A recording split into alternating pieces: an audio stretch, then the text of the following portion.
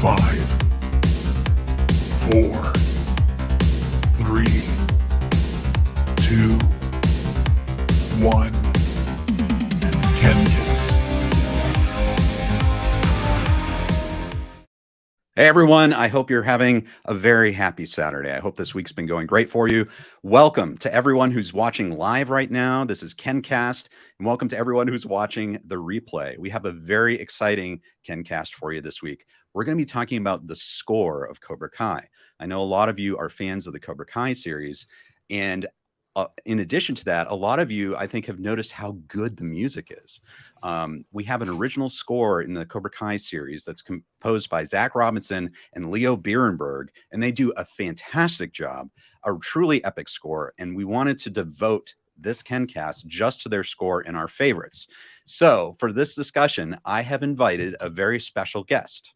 His name is Brian Fishbach. Hi, Brian. How's it going? Good morning. Good morning from the Morning Valley, I should say. What was that? Good morning from the Valley. I'm in the Valley. The Valley. Yes, you are in the Valley. The epicenter. Brian is a music journalist based in Los Angeles. He's the entertainment writer for the Jewish Journal of Greater Los Angeles. You can check out more of his music and arts writing at rockmusiclife.com.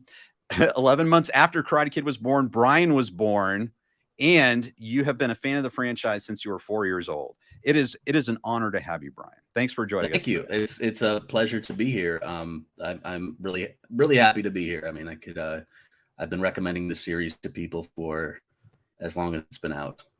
Oh, and yeah. Now most people have heard of it, so that's great. Yes. I know it's great that everyone, the entire world, is aware of this series now. Now, obviously, you're a big fan of Cobra Kai, but also the Karate Kid movies. And so, can you talk about your history and how long you've loved the Karate Kid Cobra Kai franchise and why you love it so much? Because it's great. I mean, it resonates. It feels great. It was one of the first films that I could remember seeing that I still enjoy to this day. I mean, I definitely remember, like, doing crane kicks and stuff, not like against people, but like setting them up, in like nursery school, in kindergarten. So I had seen Karate Kid by the time I was like probably 3.5 or 4. And it just was great. I mean, there were the iconic lines, but it was also just a great story. And it was a family thing. We all loved it. I should preface, I've never seen Star Wars, but my family were really into Karate Kid, Ghostbusters, Back to the Future, but Karate Kid really resonated. And, even though as the films wore on, the first one obviously was, the best of the best. Right. It still just felt really great to watch them. And I remember there was a time, years later where, I watched it on TV and then he watched it again on TV. It was always on TBS. It was always on TNT. It was just one of those films like Shawshank that was just always there. And then found out about Cobra Kai, and it just made me thrilled that once I saw the trailer for it, I knew that for the first season, when they showed like that overhead shot of the valley, I knew this is going to be great. Every single episode is going to be amazing. I just knew it. And I was right. 40 episodes later, I still feel the same way. Yeah, absolutely. And so you have not seen Star Wars, which is kind of amazing. I would say at this point you should preserve that. That's a very unique thing. But would it be fair to say that the Karate Kid is your Star Wars? Yeah. To paraphrase what John Hurwitz has said many times in interviews, Indeed. Said this is our Star Wars. And there was a few months ago I interviewed Zach and Leo, the composers, and I asked them about like this this match made in heaven, John, Josh, and Hayden, with Leo and Zach doing the music. And apparently one, like, I wouldn't have said it, but they said that that John was just like, you got to understand, this is our Star Wars. This is our baby. We're not going to mess this up. Or I don't know if they said that part, but like said, this is our Star Wars. And the same way, it's like, I went to, and you and I met at a Cobra Kai Con, I guess we can say it. We did actually. Festival. Yeah. Let me pull this up. This is from the night Netflix is a joke. We happened to sit right next to each other, really close to the stage. That's right. Yeah. That was just a ton of fun. And and just to comment on the crowd really quickly with that, it was amazing. There were young adults. There were adults like us and parents with their kids. Yes. Everybody from like the kid that won the costume contest at like 4 years old, all the way up to everyone else that was there. All the way up to someone that's 74, 75, like Martin Kove. There was generations of people there that loved it, and that's a really special thing. There's theory that captivates people from all those different ages. Yeah, that's really unique. And yeah, it is part of the magic of this series. It has managed to do miraculous things and attract people of all ages. So yeah, I totally agree with you there. Now, I want to get back to all this. Now, everyone who's watching this today, we're going to be talking about the score, the original score to Cobra Kai, and our favorite tracks. So as we get into that discussion, we want to hear from you in the chat. What are your favorite tracks? What's your favorite music from Cobra Kai? And we will get right back into that. So as you're thinking about that, we are going to, as we always do, get into some news. KenCast News. All right, here we go. All right, so the first thing, big thing, here we have the Enter the Dojo. So if you're interested in music, if you're interested in the score of Cobra Kai, we have the Enter the Dojo event, the music of Cobra Kai live. Okay, this is on June 23rd at the Troubadour in Los Angeles. If you're in the Los Angeles area, definitely go to this. I know, Brian, you're planning on going, right? Absolutely, I'm absolutely going. Absolutely going. And, I'm planning on being there. I went to the last concert they did at the or like the only other like explicit music concert that they did at the Whiskey after season 2. Yes. Oh, I so wanted to go. Even it featured Billy Zabka on guitar playing his theme song. What is that one? Ace Degenerate. He played it on acoustic guitar. It was pretty amazing. Oh, that's incredible. Oh my gosh. Fun. How fun is that? And so now you've done that. Obviously, Zach and Leo were playing at the Netflix is a Joke event, and they played, gosh, was it 2 or 3 songs from the score? And that was just so amazing when that music just filled up the entire Microsoft Theater. It was such an amazing experience. And I can't tell you guys, if you weren't there, I would totally recommend you go to this concert. It will be absolutely incredible. And Vince DiCole is going to be there too. Right, Brian? Yeah, that's I believe that's what I read. Yeah. Oh, yeah. There it is on the advertisement. Yep. Yeah, he's going to be there, and the composers do a really great job doing an instrumental show. I really don't have anything more eloquent to say than that. I mean, it was really fun to see it all live and in person, and just to see. There's also an array of instruments they do. I mean, you could hear it, and it's amazing how these two guys have not only mastered these, weaving all this together, all the music together, but they also have a really talented band. Yeah, they do. It's absolutely fantastic. And so everyone, if you're in the area, if you're able to go, the tickets are actually pretty reasonable. And so I know sometimes these live events, they're super, super pricey, but the tickets are pretty reasonable. I have a link to get the tickets in the description, and maybe you'll bump into Brian and I if you show up. And also this amazing poster was designed by our friend, Mark Kerr, Let's Be Water. If you haven't seen his artwork, definitely check it out. He has some of the absolute best Cobra Kai artwork there is. So let's see what's next. Okay, interviews. A lot of you have seen the first part of my interview with William Christopher Ford. He played Dennis in Karate Kid 3. Part 2 is coming, so stay tuned. Part 2 is coming, and he has some amazing stuff, advice on bullying, how he got into martial arts, his obsession with Bruce Lee. It's really a great interview, so definitely stick around for that. This is absolutely not related to Cobra Kai, but this is a short film that I just put up on YouTube. If you have any interest in Bigfoot, I think you'll get a kick out of this. This is all about, it's a short film that delves into the friendship, maybe the longing that Bigfoot and those of us have that can be resolved if we meet each other. And so hopefully it's a heartfelt and probably a bit humorous piece for you. So definitely check out Bigfoot and Me. I've got that in the description. Okay, so as for news, Brian, we had this article this past week in the Los Angeles Times. Do the Cobra Kai plot twists go too far? Oh, yes, but in a fun way, says Stars. Now, first off, let's get to this, and I'd be interested in the guys in the chat Oh, I see all you guys. That's great. See what you think, guys. Do you think that they do go too far in Cobra Kai with plot twists, or do you think it's right, Brian? I'll ask you. You're a huge fan of this series. Do you think the plot twists go too far?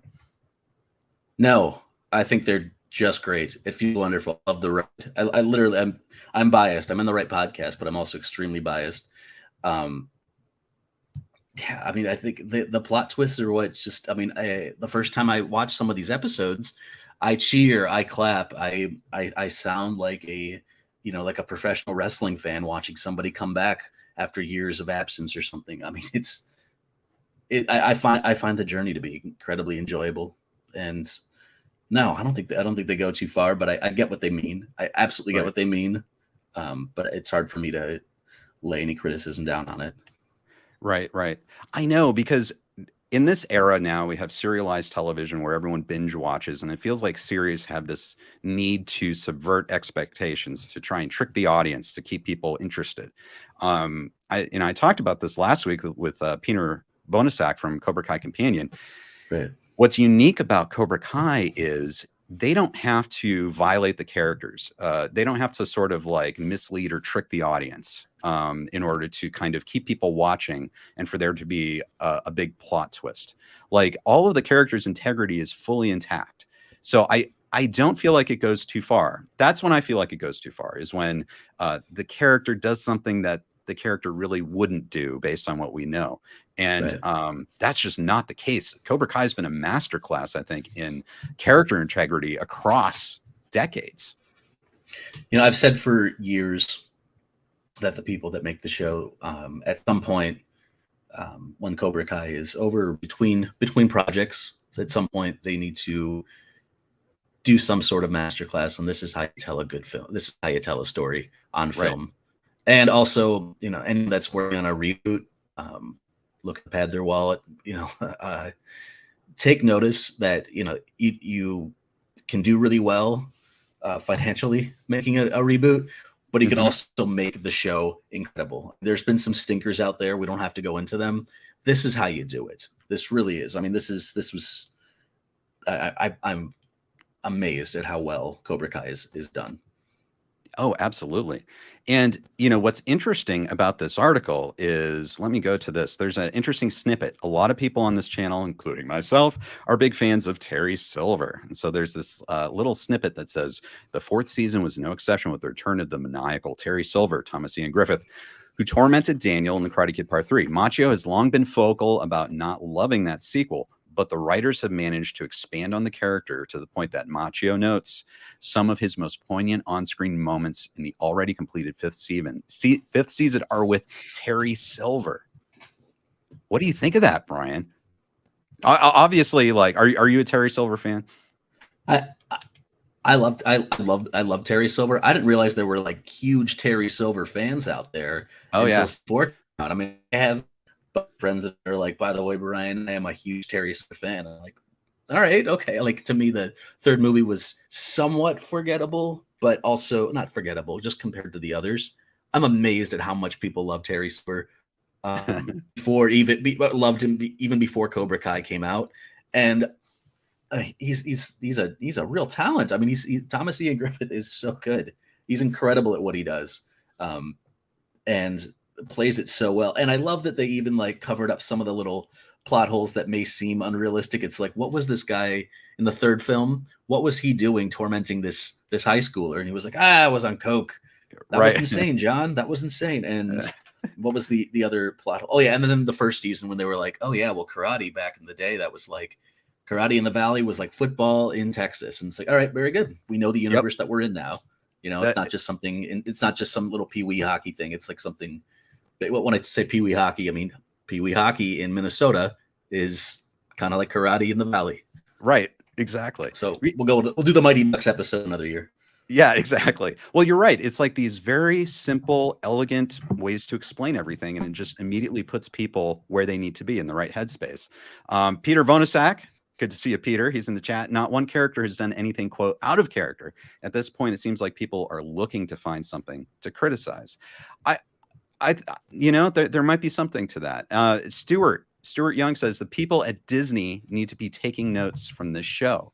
And, I totally agree. People really need to, look at Cobra Kai, I think, as an example. If you're going to do a legacy sequel and bring back a property decades later, they really need to dig into why Cobra Kai works, because I think it's one of the few instances of it working. And thank you, Stuart. Ken, I showed Bigfoot and Me to my students. Really appreciate that. Thank you. I hope they all enjoyed it. And then Robana says, just please, hopefully Terry gets redemption. So that's interesting. I know a lot of people want redemption. This goes back to this quote here. Is that what's poignant about it? Like, are there poignant moments because Terry is not really all that evil? I don't know, Brian. Do you think? What do you think? Do you think Terry's going to always kind of have that kind of dangerous quality to him, or do you think they'll redeem him?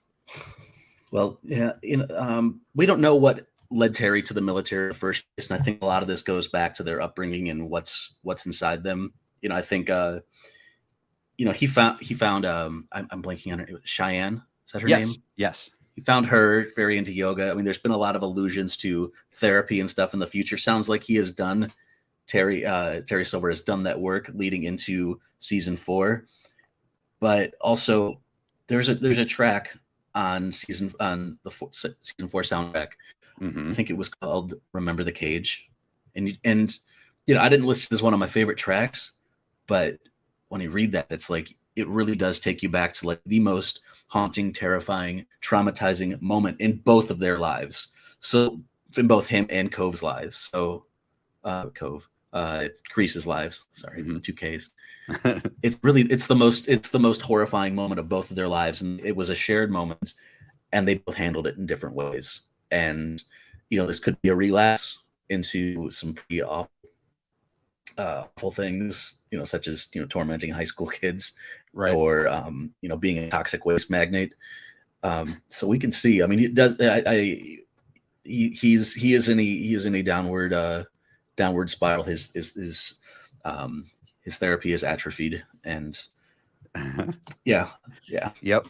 It's true. I know for me, Terry, I'll always want him to have an element of danger. I'll always want him to have just even a little possibility of, I guess you could say, evil or selfishness or lust for world domination. But it would be interesting, though, if like he's able to come to some kind of understanding with Daniel, or something like that as well, where he's not fully good, but there's some kind of understanding there. So I don't know. That would be interesting. David Harris says he was thinking of the Mighty Ducks too. So there we go. The hockey fan. And yes. And Rabana says this show and Degrassi Next Generation are really good examples of bringing back an old franchise and doing it right. I'll be honest, I missed out on the whole Degrassi thing. I don't know. Brian, have you seen the Degrassi series? I know of it. Yep. Exactly. That's it. Yes. Yeah. So maybe that's something we all need to check out. So now, Brian, let's move towards music. So, all right. So let's talk about your background, because we've talked about how you're a huge fan of Cobra Kai, but you are you're a musician, you're a music journalist, you're really tuned in. You're a music expert with us. So, give us your background in music and kind of bring us into sort of like the music of Cobra Kai. Well, I should preface saying I've always been really taken by a good soundtrack. For me, that really makes and breaks a film or TV show, or for a lot of people, a video game. I was terrible at video games, so not the best example, but it really does set the mood. And it's not just about the mood, it's about what's going on inside the characters. And that's always resonated well with me. Be it like I'll tell you this, the first film score soundtrack I ever bought was The Rock by like Hans Zimmer. That was a Zimmer soundtrack with a couple others. Mark Mancini wasn't on that one. And the soundtrack really it really took me on a journey. And I've been collecting tracks for years. When I go to Amoeba Records in Hollywood, that's the first place I go to is look at the discount film soundtracks. And I'm like, I've never seen Legends of the Fall, but I'll get that one. And it turns out Legends of the Fall, it's the soundtrack that you hear at like the Oscars and stuff all the time. It's just bumper music. Anyway, we're getting back to me. what my background is with music. I've been playing guitar it'll be 21 years next Thursday. I've more into rock music, punk music, 80s rock. Those are my jams. That's what I'm really into. Go to a lot of concerts, interview a lot of interesting musicians, and yeah, I'm a big fan of watching these things get deconstructed. I think it's really cool on a soundtrack where you have one song that be some tense theme for like a fight, and then in another there's like a redux of it that's like a love theme, a romance theme. I've always found that to be really, really moving. And yeah, I mean, the soundtrack in particular since 2018. Now, even though I'm an Apple Music guy, so I haven't been able to really easily share the stats of the music that I've listened to at the end of the year, because Apple get working on that. It's been like 5 years now. Figure this out. Like compared to Spotify, I'm saying the Cobra Kai soundtrack's been at like the top. It's just been all over the top 10 of the songs I've listened to the most. It's like Cobra Kai, The Offspring, Unwritten Law, Warrant, Skid Row, more Cobra Kai. So Leo and Zach are the most listened to people on my playlists these days. Yeah, absolutely. And other commenters are jumping in. Philomena says Cobra Kai has been heightened by the right music and the right time, which is great. Dave Strock. Great to see you, Dave. Dave was my cinematographer for Cobra Cole. Everyone check out Cobra Cole if you haven't seen it. Hello, friends. The Rock and the Legends of the Fall were also two of my first movie score faves. Good choices. He's a great filmmaker, Dave Strock as well. Yeah, I agree. Of course, I grew up around Boston while John Williams was conducting the Boston Symphony Orchestra and the Boston Pops. Okay. And so I just obviously fell in love with John Williams at a very early age, and movie scores. I'm not as into music as you, but I played music, in band, jazz band, orchestra, was in chorus and everything like that. And I've always loved movie scores. I continue to listen to them until this day. So now, Brian, Yes. Thank you for bringing your wisdom to this KenCast today. Happy to. I'd like to ask you as well. You've done interviews with. You did an interview with Zach Robinson and Leo Birenberg, who are the composers of Cobra Kai. So tell us about your experience talking with them and kind of like the vibes you get from them. Do you mentioned that you're really into this similar era of music. Did you feel that connection with them? Yeah, I mean, what the connection that we felt, I feel like I felt the most was just a deep understanding of the linking between the music scene by scene and the pacing of the music and what it means, because it's never let's see, I don't remember the exact quote that Leo or Zach said. And I should say, a side note, when you're doing a phone call with the two of them, I didn't know I really couldn't tell who was who unless they gave hints about being from Illinois or being from the Valley. They have similar voices. They may disagree. Oh, interesting. Yeah, it made it really hard to transcribe, let me tell you. But we saw it the same way. The thing that I guess the three of us all kind of really agreed upon really earlier was that the music in Cobra Kai, especially from Johnny's perspective, because the first season is really through Johnny's eyes, and it's like there's like a montage going on inside Johnny's head, and the music they're playing, whether it's first time he beats up the teenagers, Kyler and friends outside the mini mall, what's all this pent up rage inside of him, and what is the 80s rock music that's going through his mind as he's channeling his inner 17-year-old, right. And so it's really like what is going on in their mind. That was the main thing one thing we really talked about was the first season, how it really set the standard for a lot of other songs and throughout the series. And I actually I guess we'll get into it later. But yeah, well, let's see. And they so they said the thing I was going to say was the main thing they said was that there's really kind of 3 or so different ways that they this is through season 3. There was about 3 different ways, 3 different main things they approached. It was like Nagi theme. There was the Johnny's themes, and and then there was kind of like the EDM stuff for the kids.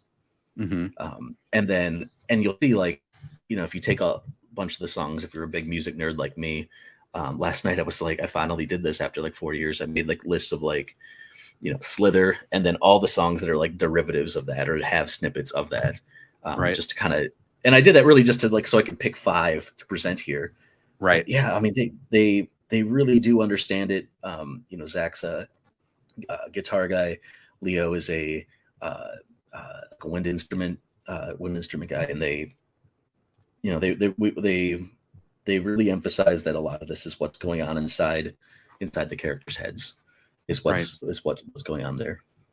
Yeah, that's wonderful. That's a great insight, because you're exactly right. And that's why, we talked about character integrity. The whole series is so true to the characters. And then you have the music, the score that's so true to the characters and what's going on in these characters' minds. So, everyone, we are about to kind of launch into a discussion of the music. I've already seen people talk about their favorite bits of the score. And today we are about to get into a discussion of what our favorite tracks are. So, everyone hang on. We're about to head into the main discussion. KenCast discussion. All right, here we go. All right, Brian. So we need to make a distinction, right? Because when people think about music, a lot of people think of like the songs, all the classics. You're the best. What's that? You're the best. Yes, you're the best. I saw Young Hearts in the chat. Young Hearts. Stuart says Young Hearts. I love that one. And there's like a lot of great music, from the films, from pop culture. But that's not what we're talking about today, right? No, we could do that another time. We could talk about how Two Heads Are Better Than One is not only a great track, but how I think it may have been a nod to Bill and Ted's Excellent Adventure, another great 80s film. We're talking about the scores that does have lyrics. Maybe like sounds like a choir or something, but this is instrumentals that we're talking about. Right, exactly. So, and those instrumentals go back to the original Karate Kid series.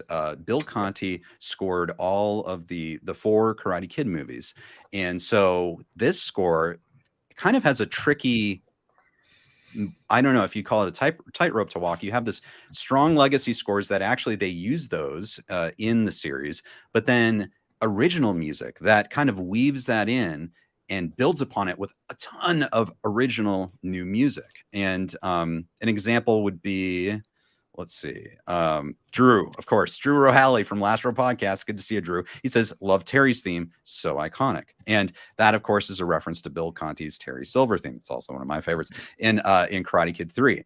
And so can you talk about that? Like, sort of like the job here is to like build upon the legacy music and then just go in completely new directions. Yeah. So one of the things that talked about with Leo and Zach is they said that a lot of people, some people may not remember the actual songs, like like Star Wars. People remember how Star Wars' themes goes, but maybe people don't remember how the Karate Kid themes go. Even iconic moments when Daniel hits Johnny with the crane kick.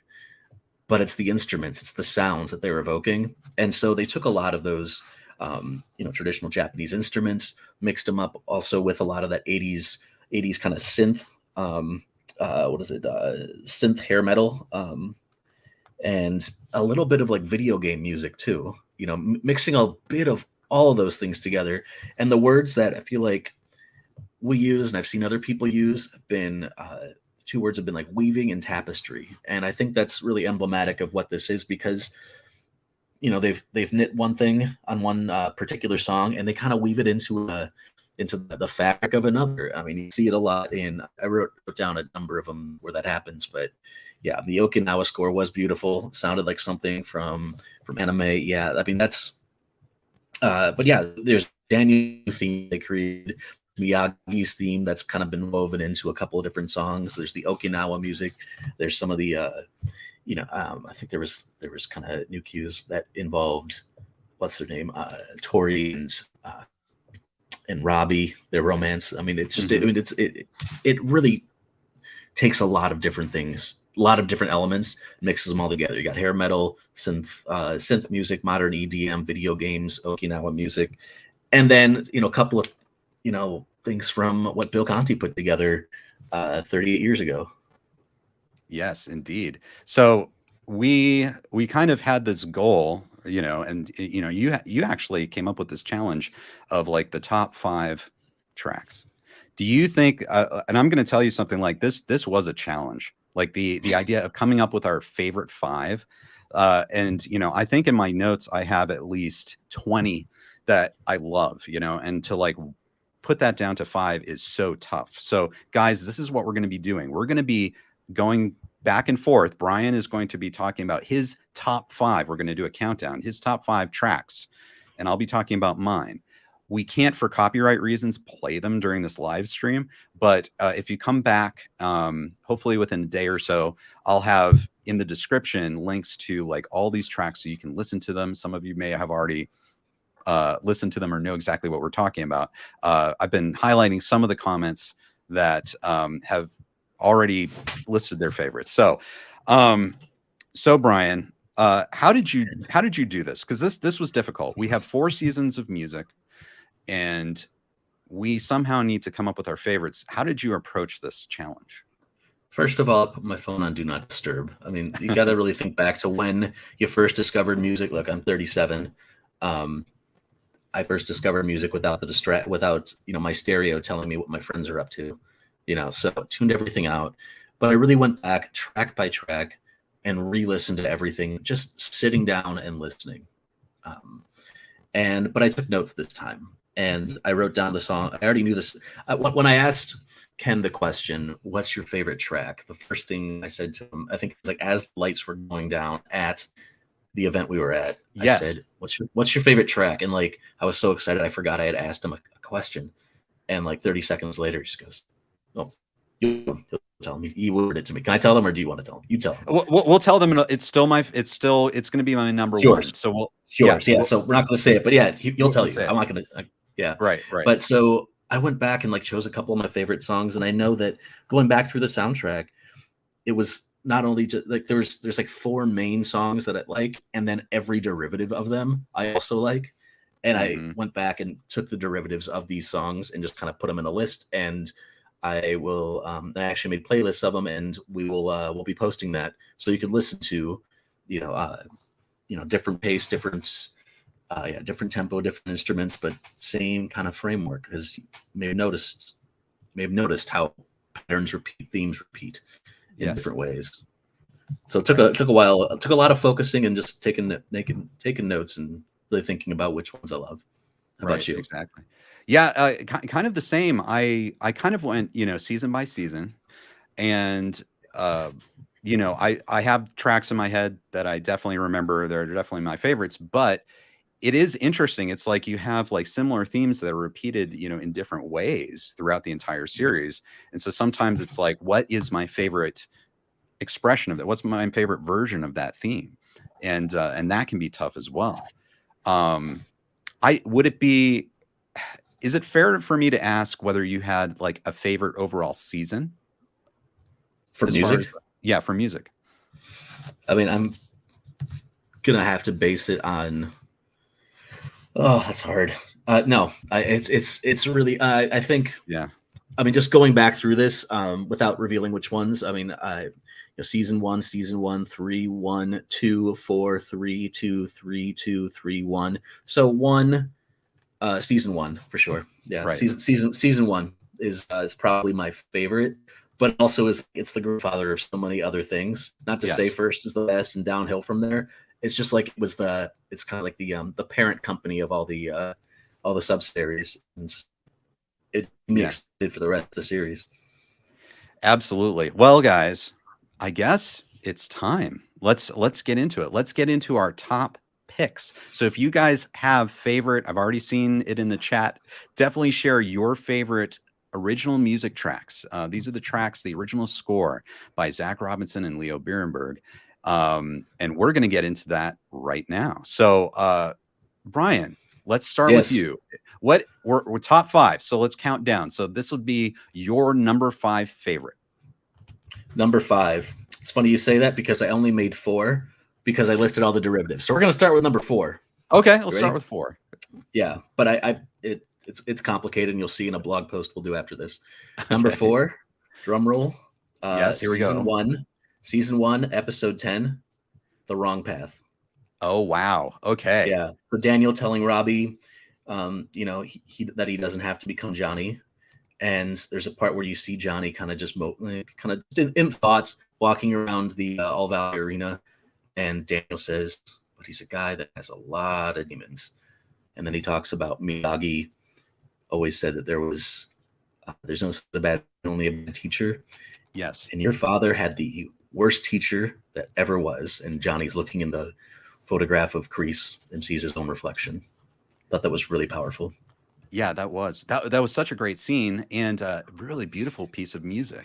And guys, keep track of this, because we're going to be talking about the scenes that the music goes with. And I think you'll find that a lot of your favorite scenes, a lot of the most emotional scenes, the scenes that affect you, have some music that you probably would love. If you listen to it, you realize how powerful the music is and how much of a component the music is of those powerful scenes. So that the name of that was The Wrong Path, and that was Correct. season 1, episode 10.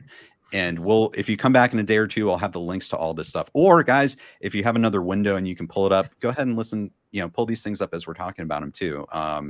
So yeah, that's a great one. Okay. So now talk about, because that was number 4, talk about these derivatives. So do you have derivatives of this one that you like? Yeah, I do.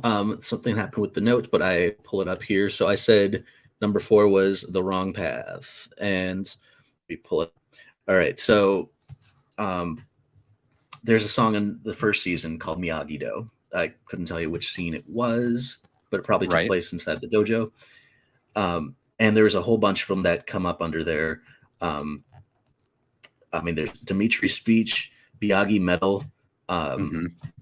There's even one called We're All Miyagi-Do.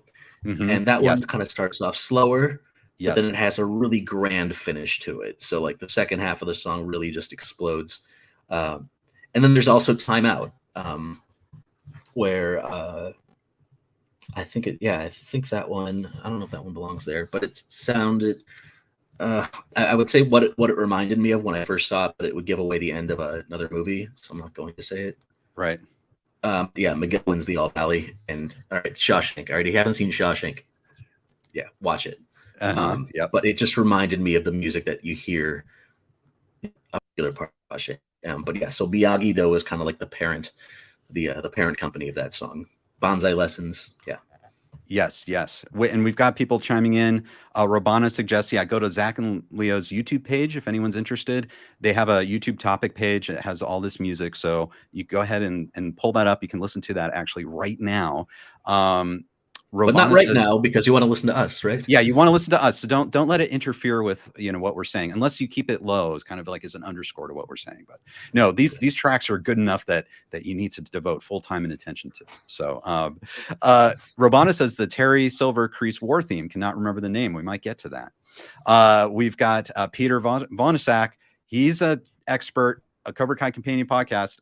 He likes Johnny's Story, Slither, Quiver, Miyagi-Do, and Karate Time. So okay, so that's good. So that does that cover kind of like your 4th and 5th place? That covers 4th and 5th. I mean, 5th is going to all the dips that I'm going to name. I've got 4, but that covers number 4. Okay, good. All right, I will do. Okay, so here's my number 5. So this is my top 5. Yeah. Number 5 for me is Miyagi-Do Fix Up. I love this track. It's an amazing way to start off season 2. It's season 2, episode 1, Mercy Part 2. So it's the episode following the piece Brian just picked. And this is after Johnny's confrontation with Kreese, and Robbie is training at Miyagi-Do with Daniel, with his arm, kind of in his sling, he's injured, but he's still doing the fix-up training, the Miyagi fix-up training. I love it because it's positive. It gets you going, and it feels so delightfully retro as well. I don't know. It's just a great mix. It puts me in a great mood. I don't know. Do you remember that, or do you like that one?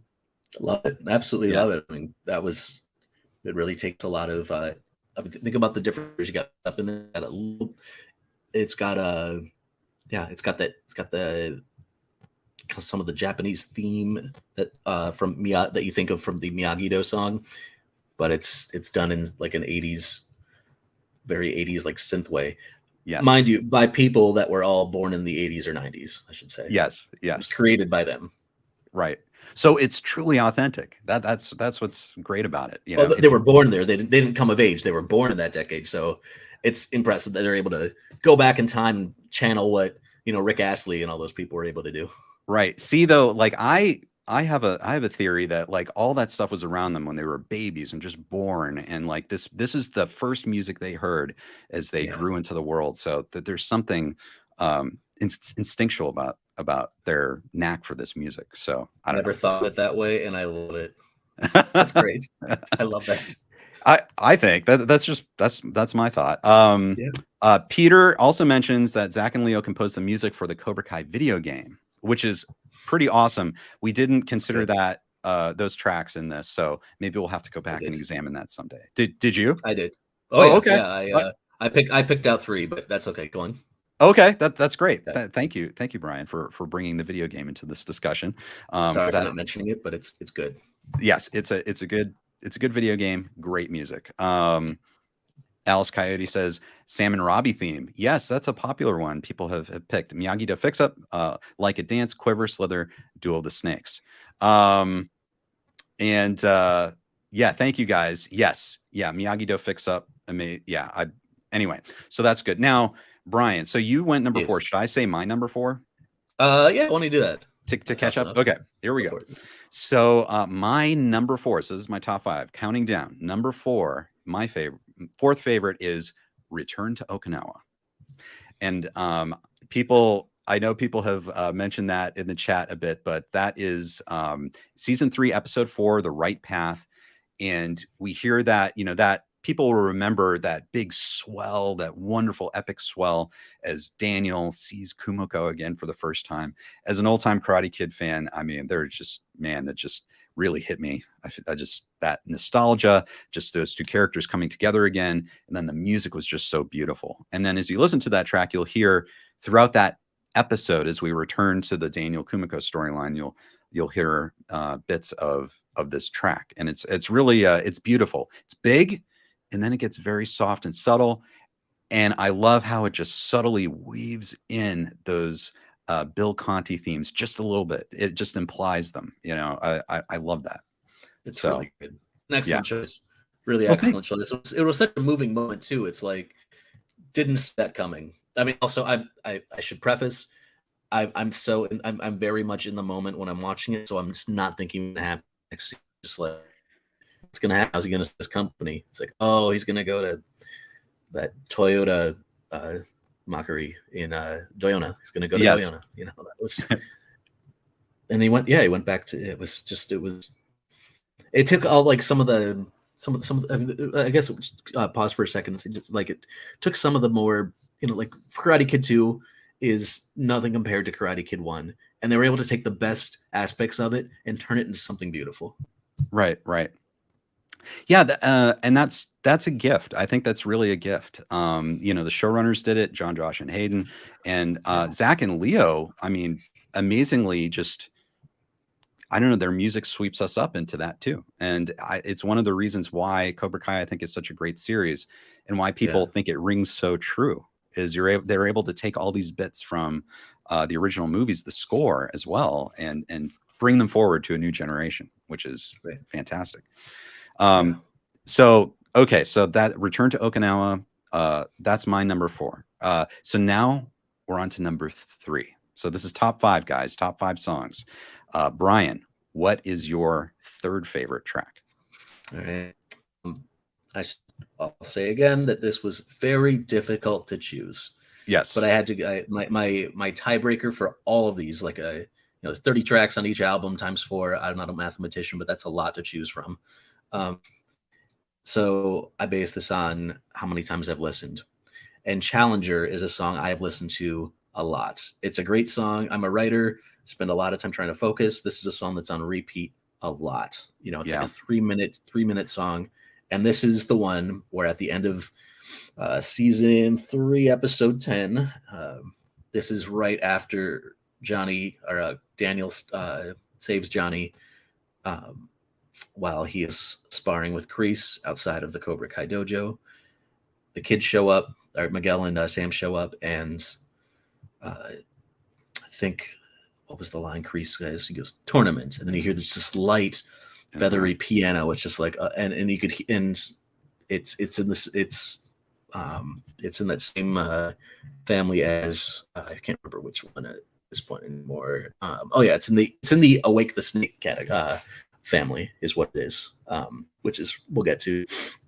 But it was just great. It's just like, all right, got us. We're gonna come back for season 4, but this is a great moment. I'm gonna soak up this moment. This is such a great way to wrap up this season, season 3. That is, like, all right, yeah, we're gonna see a training for another tournament, and Challenger was perfect. I mean, it combined. I mean, go give it a listen after you're done listening to us. That's it. I know I think you might have thoughts on this too. Yeah, I do. This is a great track. I definitely recommend everyone to go listen to this. You know, I'll probably maybe talk about it again in a little bit, but yeah, it's fantastic. I have to totally back you up on this. Challenger's great. It's just wonderful, and it's a great moment in the series too. Season 3, episode 10, and very powerful, and it goes through. It spans time. So that's what's great about this track. Cobra Kai Kid, Drew, thanks for joining us. The Cobra Kai music is the best. Drew, you're fantastic as well. Thanks for listening. And Drew was actually out at the premiere of the Karate Kid musical in St. Louis, which is phenomenal. Everyone go watch his coverage of that. I cannot wait to go see that. That's absolutely fantastic. So he's in a musical mindset too, which is fantastic. And then Philomena says the music underlined when Kumiko reads the letter to Daniel, cried my eyes out. Yeah, that's and then Ben, he's talking about, I think, season 3, episode 10.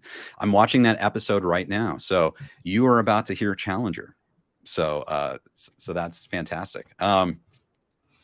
Okay. So multitasking. Yes, indeed. Okay, guys. So if you do go out and listen to these tracks while listening to this, let us know in the chat too. We'd love to hear your thoughts on whether you think it's as good as we say it is. Okay. So let's move forward, and I will definitely have more to say about Challenger. My number 3 is, out of my top 5, my number 3 is Sensei Silver. Okay, so this is different than the Bill Conti Terry Silver theme that I absolutely love from Karate Kid 3. This is the new theme composed by Zach and Leo for Terry Silver, and we see that, of course, first in season 4. And there's a track called Sensei Silver, but we hear that come back. So we hear that in episode 5 when Terry Silver confronts Daniel at Miyagi-Do. We hear a bit of that in episode 7 when he's kind of manipulated that class fight so that Kenny would win. So Kenny kind of conned the other fighter into thinking he was weak, and he ended up winning, and he gives his lesson. So you start to listen to that. And what I love about this is it's perfect for as how Terry sort of transforms throughout season 4. Obviously Terry Silver, one of my absolute favorites. I love what Thomas Ian Griffith does with the role. I've made many videos about Terry Silver, but what I love about this, and this is difficult because being a Terry Silver connoisseur, they hit this out of the park. My goodness. As he transforms into being kind of evil, it's just the most slithery, maniacal track, I think, that's in Cobra Kai. And it just gives this feeling like you cannot trust whatever is behind this music. And it's so subtle. And it makes me smile every time I hear it. So those are my thoughts on the Sensei Silver, the Terry Silver theme from Cobra Kai. Villainous. Yes. And not the town, but just like it sounds very villainous. And yes, compare it to some of the tracks where we heard like the Westernish guitar that we hear around Kreese. this one sound like that one. That one almost sounds like the makes the Crease one sound almost like kind of cool and macho. This one sounds like pure evil, like something's going terribly wrong. And the sad thing is, it's not just for our entertainment. I remember Martin Kove was telling me, and he's spoken about it on other shows too, but he was telling me about how he sat down with the showrunners and really talked about what the motivation is behind his character before season 3. And independently of each other, Martin Kove and the showrunners had individually talked to Vietnam veterans and talked about some of the most horrific things that they had seen and how they've dealt with it. Because when you at core, I mean, I described Karate Kid as it's a series about about memory and being haunted by demons is what it really. I mean, it's and even it's not even the father son stuff. That's memory. That's demons that just haven't been really addressed, just kind of buried, forgotten about. And you see it in Silver with the music you're speaking of, that it really just kind of, as he's taking this kind of nosedive back into the 1990 Terry Silver. Yes. Yeah, I know. It's great. Just a wonderful track. It's not loud. It's not epic. There's so many of those. This is villainous, as you say. I think that's the perfect word for it. Slithering. Very, very untrustworthy as far as music goes. Snake in the Grass. Yeah, Snake in the Grass. Which both of those are also tracks, I think, on some other soundtracks. Yes. By the way, very well named songs. I'd say very well named. It's they're not like, yeah, I'm okay with them being right on the nose. And there are so many tracks too. It's amazing. It's like, and you just have all these, they're perfectly named, and there are so many. It feels like there are hundreds. There probably are hundreds, and they're all named very well. Chris, hello from White Rock, British Columbia, Canada. Chris, thanks for joining us. Facebook too, guys. People are watching on Facebook as well as YouTube. So thank you for joining us today. Let's see. I don't know if Philomena asked, what's the music used when Chosen is revealed in season 4? It was spine tingling. So that would be like right at the end of season 4. I don't have the track name. Yeah, we'd have to pull that up. We'll get back to you on that one. Stuart says he's looking all these up, which is absolutely fantastic. And then, yes, thank you. Marianella, Sensei Silver, great track. Yeah, the theme when Silver enters the dojo in front of the students for the first time, just great. Yeah, I really think they nailed it with Terry Silver. And they use both the old Bill Conti theme and the new theme in the series, and it just works beautifully. So, Brian, all right. Yeah. Brian, it is now time. Oh, yeah. We're down to the top 2. Okay, so what is your second favorite track in Cobra Kai, the series? All right. Well, this one of the most memorable first transformations in the entire series. Eli Moskovitz becomes Hawk. It's a song It's a song from an episode called Quiver, and is the song called Quiver. It's my favorite. It's my second favorite one in the entire series. I have listened to this one. Don't know how many thousands of times. But it's another one of those that just plays in the background as I'm working. But it's like, and they say we can't curse, but we can say this on network TV. Badass is the word that kept coming up in the interview with Leo and Zach, and it comes up throughout the series a lot in the first season. It's more badass, because you become badass. It's a very badass theme. But it's not limited that way, because you see Quiv show up in a lot, and I made a Quiver soundtrack. Military exercise, fallen soldier, come back to us, go get it, called the Cobra, Quiver extended from the Wax Off EP, dueling speeches from the 4th season. Right. Really amazing. It was so perfect. It combined elements of It's Karate Time, which is the new track that came out for season 4. Yes. With Quiver, and it was just elevated so much. And then Miyagel is another one that another derivative of that.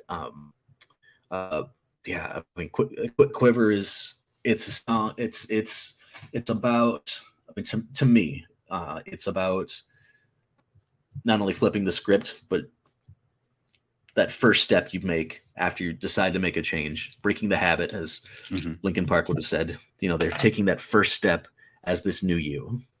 Right. It's a kind of strutting song, but it wasn't limited to that because of all those others I listed. What's your thoughts on Quiver? I think it's iconic. I think it's one of those that's very much easily identifiable as coming from Cobra Kai. Like, you hear that and you're like, you think immediately of the series. You know, all that's good about the series just immediately pops to mind when Quiver comes on. I love it. I think it's great. I think that's a good pick. It's not in my top 5, just for variety. Guys, I would have a top 20 or a top 30. So, but I agree. I think Brian made an excellent choice with Quiver. I think it's fantastic. And I do, as Brian says, I love how these themes come back over time throughout the course of the series. Are there other Quiver fans out there in the comments? Have we seen? I didn't see any other Quiver fans out there. Are there? Yeah, guys, let us know if you like Quiver. Peter's got our back on. Is it called? It might be called Gasoline. That track that they were asking about with Chosen at the end of season 4. Let's see. I don't know. Unless Philomena, she might be talking about Quiver right now, listening in the background to keep me awake at 4 a.m. Australian time. Thanks for watching. Really appreciate it, Philomena. But yeah, let us know if you guys are listening to Quiver. Okay, so then it gets to my number 2. Okay, so this is my number 2, top 5 tracks, is also from season 1, Slither. So this is a popular one, but I can't not vote for this. I can't not love it because it pumps you up. This is when Miguel's training. This is season 1, episode 5, Counterbalance. And Miguel gets up, he puts on the headphones and he starts working out and he's training with Johnny. And it's just, it's retro. It's fun. It takes us back to the 80s. It's so energetic. Brian, I think you mentioned that this is a popular workout song. And yeah, I was talking to a friend who's a family member there's worked on it. He was the first person to tell me that he and a bunch of people love Slither. It's like the workout song. And I'm like, yeah, it is. And I guess, I mean, a lot of these songs that I choose are, I guess, considered in my mind either workout songs or like what would be a really great song for like a wrestler to enter the arena to, that you're about to go destroy somebody or settle a score, because that's what the show is a lot about, settling scores. But Slither came up a lot. A lot of people like it, and I think I'm gonna go look this up right now. But I think that's at least on Apple Music. That's one of the more popular, if not most popular, tracks from Slither. Yeah, it says top songs under at least under Leo. Slither. Mm-hmm. Slither is the most recommended one, or probably most listened to. Yes. But and Cobra Kai Kid. I remember you posted something about how you went and did push-ups and stuff at a lot of the places Miguel did push-ups. Is that right? Was that you? Yeah, definitely. Hey, Drew, Cobra Kai Kid, let us know if you did that. That would be that's great. That's funny. And if he listened to Slither while he did it. I hope so. Yeah, I really hope so. But also along with Slither, one of the last songs we heard in season 4 was one called "Fight I Have to Face," that was about Miguel's letter, and it was the same. It's the same progression as Slither, but it's with guitars, with the more south of the border theme. Yes, because he's going to go find his birth father. Yes. Totally agree. And look, we've got Peter says absolutely for Quiver. We got Quiver fans. That was Brian's number 2. Stuart Young says I love Quiver, by the way. Another one about Slither real quickly. When they first show the skyline of Tokyo, that song is called Out of Town. Again, it's another derivative of Slither. Yes. And that one really, it just, again, I say perfect a lot, but it was just so well orchestrated because, and it wasn't just the sounds of the instruments, the string instruments and the brass. It was the drums, the beats, the Japanese drums. It was perfect. Yes, indeed. Ben Metello. Hey, Ben. Quiver and Slither are 2 of my favorites. Absolutely. And Peter says, I use Quiver at the end of our episode. So Cobra Kai Companion Podcast, go ahead and check out that. And then Philomena, thanks for staying up in Australia, Philomena. Return to Okinawa, Slither Quiver, Sensei Silver, and Bonsai Badass. Those are some great tracks too. Okay, Slither's so a great one, damn good one. It is. I love it. That's my number 2. So that means what, Brian? That means we're at number 1. So we're talking about our favorite track from the Cobra Kai original score. Brian, what is your absolute favorite? There was no question with this one. It's Johnny's Story. Nice. That's a good one. Yeah, tell us about that. The first time you hear it is Miguel was just going to go make a move at the season 1 at the LaRusso house and sees Bobby with Sam at the LaRusso house, even though she hasn't introduced Miguel to her family. Right. And Johnny hears about this and he tells Miguel why you can't trust the LaRussos. And it's his side of the story that I was first introduced to as like some YouTube video that Daniel was the real villain. Someone made a YouTube video 15 years ago about that. But it really it took that premise and ran with it. That was the kind of moved in on Johnny and, just messed with Johnny. So Johnny messed back with him, but he lost Ali in the process. And it's, I remember Leo and Zach were saying that it's a 2.5 minute song. So it's like, that's our cue as they call it. It's a 2.5 minute cue where it keeps going, but it doesn't drag. It just builds and builds. And then they say, and then we'll settle. So we decided to settle at the tournament. And then you're left with like a grander guitar solo that was emblematic of like Summer of '69 or by Brian Adams or Boys of Summer. It was a lot of those two, those 80, I think 80 songs, I think. Yeah. Right. It just really powerful. And second place, I mean, if I were to have like a 1.5, so I guess this is my 5th one. All right. Okay. Here you go. My 5th one, the 1.5 is You're the Champ. Okay. And that one's really important. And I'll tell you why, or at least to me, is that, as you get that You're the Champ shows up the first time where Johnny in season 2, episode, like probably 4 or 5 or 6, one of those, Johnny gets a call, goes out to San Bernardino, and he sees his Cobra Kai brother, who he hasn't seen in years, and he's on his deathbed. And as people get older, or maybe not even as you get older, but just as life goes on, you start to see people that you love and knew really well. There's going to be that moment where you see them and they look nothing like you remember them, and like, wow, this is the end. And Johnny looks at his buddy and sees that, and there's just like that one moment where he sees Tommy, and that flashback to Tommy smiling in slow motion on the on the motorcycles. And I rewatched that scene, and I know boards are sometimes full of filth, but sometimes there's a bit of a kinship that you have where someone writes something on a YouTube comment that is just like, that's exactly how I felt. And I mean like the positive stuff, not the filth out there. But this is what someone named Andrew Seed wrote during You're the Champ. And they wrote, "This is life. We may grow old and no longer be the young lions, but the memories stay young. Just close your eyes and relive." And that's exactly what happened when Johnny closed his eyes, or not closed his eyes, but he looked into Tommy's face. Mm-hmm. And then someone else says, "That's true friendship right there." And what that meant to me, and this is going to sound a little bit of a downer, but that's things happen in life, is that, if you've ever been to like a funeral or something, a lot of times at funerals, there's a casket, there's a pallbearer, there's, sometimes between 4 and 8 people all carrying the casket. You think, this person's entire life. Here's I want to say all-star team. These are the people that were picked to be there with them at the end, at the way end, after the end. And that's what's happened here, is that even after all these years, Johnny, it wasn't Tommy. Who's the others? Tommy. Well, there's Tommy. Tommy, Jimmy, names. Jimmy. Bobby. Yeah, Jimmy. Yeah. Jimmy. Yeah. And here are their Cobra Kai brothers that haven't seen each other in years.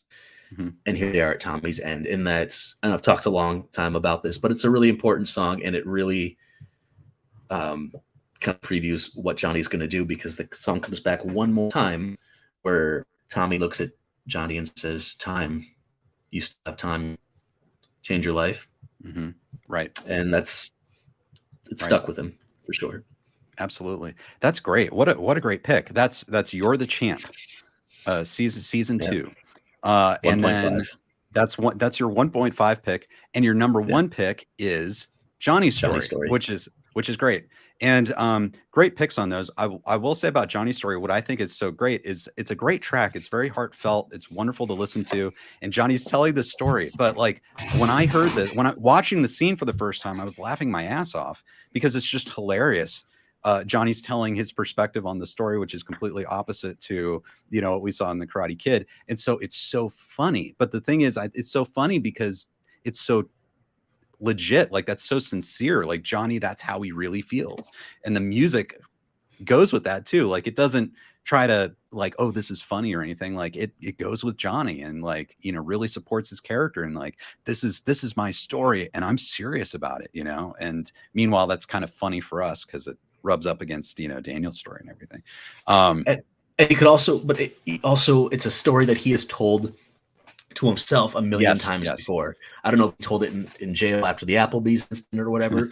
He's telling it as a cautionary tale, and it's really sincere. And it's sad that he's so haunted by so much that happened such a long time ago that could have been blips on the radar, but they have stayed with him for all these years. And meanwhile, there's Daniel who sees the Cobra Kai mall set up and has the same like freak out. It's memory axing those demons, and Daniel's got them, and he needs to face them. Hopefully we'll see him do that.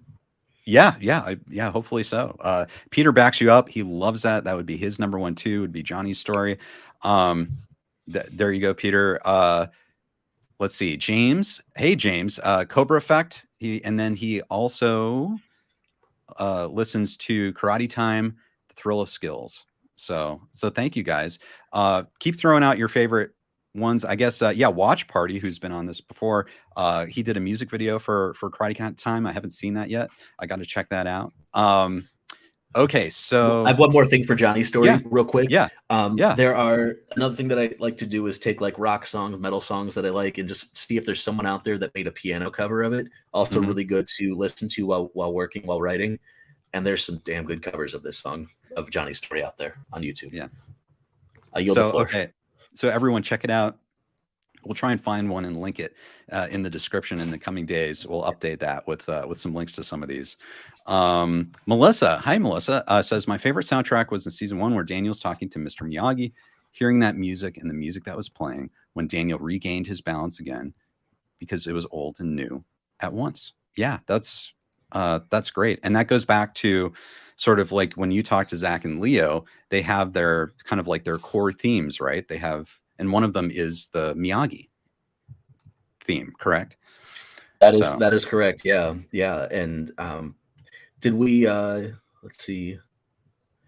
Oh yeah, we have one of them is in your list. So sorry, continue. Okay. But yeah, just really great stuff. Very moving and emotional. That's a very touching scene, and it's great how the original score, the music by Zach and Leo, kind of goes between just absolutely touching and just like, I don't know, just I was going to say something I shouldn't say. Let's say badass action. We'll say that. Like, it can really just they run the gamut. It's great. There's silly ones too, like Johnny using the computers. I mean, those are just goofy sounds that remind me of like Weird Science or something. Yeah.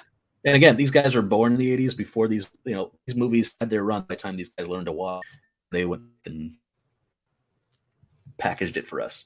Yeah, it's fantastic. And well, Brian, it's come to my number 1, and it's.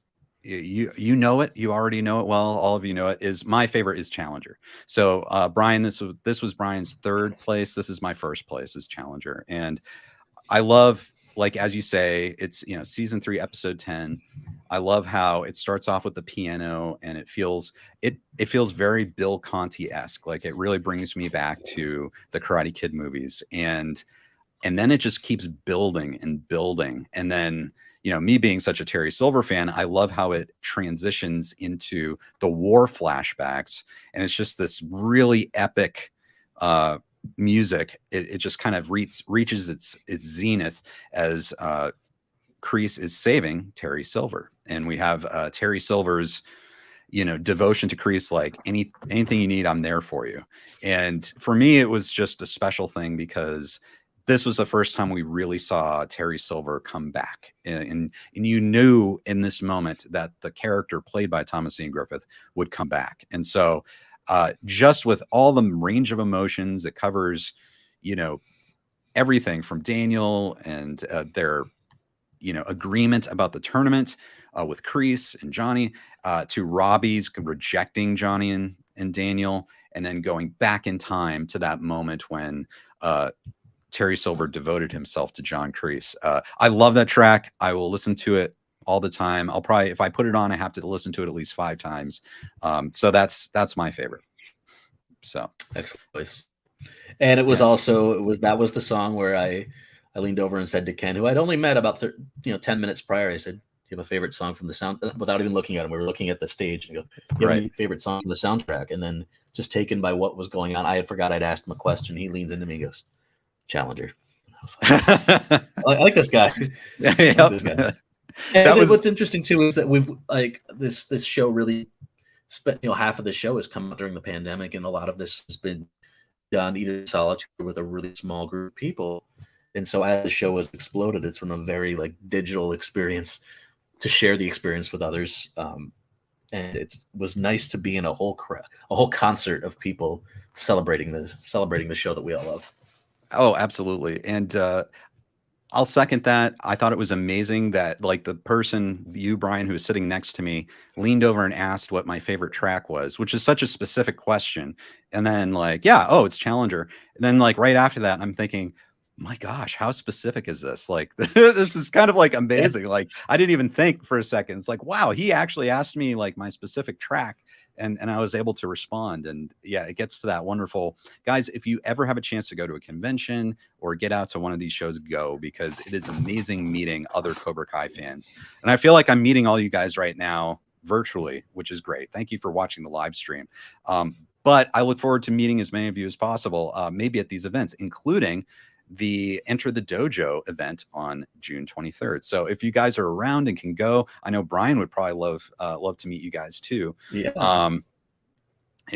So hopefully we can all kind of see each other at this event.